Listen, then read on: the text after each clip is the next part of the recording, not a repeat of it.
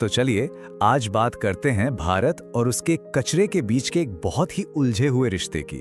ये एक ऐसी कहानी है जो हर शहर, हर गांव और सच कहें तो हम सबके घर से जुड़ी हुई है।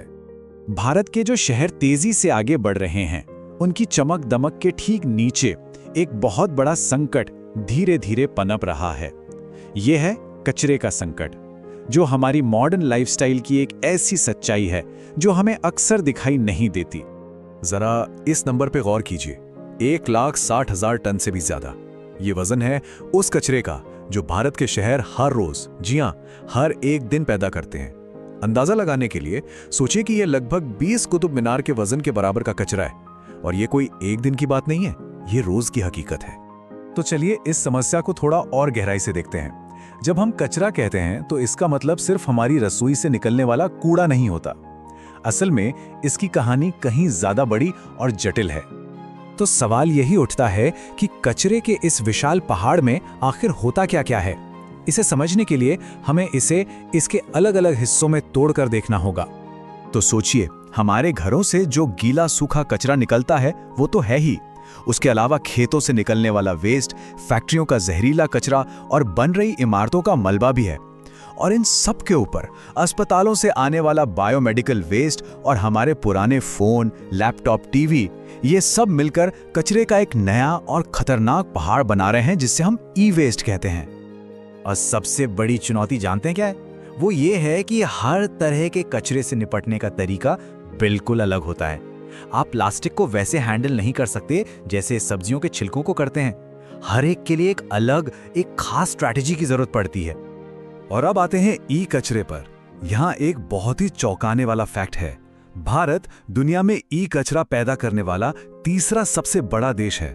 हमारे पुराने गैजेट सिर्फ बेकार नहीं होते, उनमें लेड और मरकरी जैसी जहरीली धातुएं होती हैं। ये वो कीमत है जो हम मॉडर्न बनने के लिए चुका रहे हैं, और इसका असर हमारे पर्यावरण और सेहत दोनों पर पड़ रहा है। लेकिन सवाल ये है कि हम इस हाल में पहुंचे कैसे? एक ऐसा देश जहां हमेशा से चीजों को सहेजने और उनका सम्मान करने की परंपरा रही है, वहां कचरे का इतना बड़ा संकट खड़ा कैसे हो गया? इसका जवाब हमें इतिहास में मिलता है। अगर हम वक्त में पीछे जाएं तो तस्वीर कुछ और ही थी। प्राचीन भारत में, जैसे सिंधु घाटी सभ्यता में, वेस्ट मैनेजमेंट के बहुत ही एडवांस्ड और सस्टेनेबल सिस्टम थे। फिर आया औपनिवेशिक दौर, जिसमें लोकल सिस्टम टूटने लगे और उनकी जगह सेंट्रलाइज्ड सिस्टम ने ले ली। और आजादी के बाद तेजी से बढ़ते शहरों और यूज एंड थ्रो कल्चर ने उस पुराने पड़ चुके सिस्टम पर इतना बोझ डाला कि वो पूरी तरह से चरमरा गया। ये तस्वीर उसी बदलाव को दिखाती है। वो पारंपरिक तरीके जहां हर चीज का दोबारा इस्तेमाल होता था और कचरे को एक मुसीबत नहीं बल्कि एक रिसोर्स माना जाता था, वो धीरे धीरे खत्म होते चले गए और उनकी जगह ले ली फेंक दो वाली संस्कृति ने। लेकिन अब कहानी में एक नया मोड़ आ रहा है। अब सोच बदल रही है। हम कचरे से संपत्ति बनाने के आइडिया की तरफ बढ़ रहे हैं।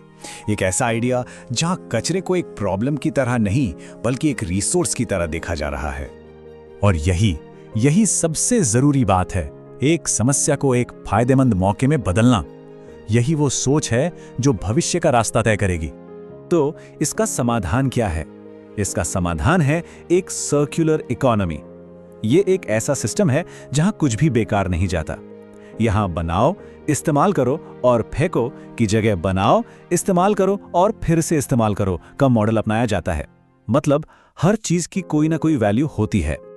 ये मॉडल 4 आसान पिलर्स पर टिका है। पहला है रिड्यूस, यानी कचरा पैदा ही कम करो।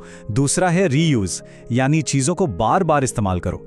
तीसरा है रिसाइकल, यानी जो कचरा बन गया है उससे कुछ नया बनाओ। और चौथा है रिकवर, यानी जिस कचरे का कुछ नहीं हो सकता उससे एनर्जी जैसे बिजली या फ्यूल बनाओ। लेकिन एक बात साफ है, भारत में एक ही सॉल्यूशन हर जगह काम नहीं कर सकता। देश तो एक है, लेकिन शहरों और गांव में कचरे की चुनौतियां बिल्कुल अलग अलग है। शहरों में सबसे बड़ी टेंशन है कचरे की बहुत ज्यादा मात्रा और उसकी वैरायटी। यहां प्लास्टिक, पैकेजिंग, ई वेस्ट का अंबार है जो कलेक्शन सिस्टम पर जबरदस्त बोझ डालता है। वहीं दूसरी तरफ गांव की कहानी बिल्कुल अलग है। वहां ज्यादातर कचरा ऑर्गेनिक होता है जिसकी खाद बन सकती है, लेकिन सही सुविधाओं और जानकारी की कमी के कारण अक्सर उसे खुले में जला दिया जाता है। तो देखिए, एक तरफ है इंडस्ट्री का फैला हुआ कचरा और दूसरी तरफ है कम्युनिटी लेवल पर हो रहे समाधानों की उम्मीद। ये बिल्कुल साफ है कि आगे बढ़ने का कोई एक सीधा रास्ता नहीं है। हमें शहरी और ग्रामीण दोनों ही जरूरतों के हिसाब से अलग-अलग स्ट्रैटेजीज अपनानी पड़ेंगी।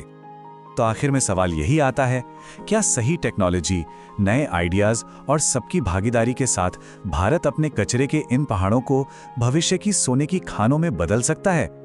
इसका जवाब हमारी सोच, हमारी इच्छा शक्ति और हमारे एक्शन में ही छिपा है।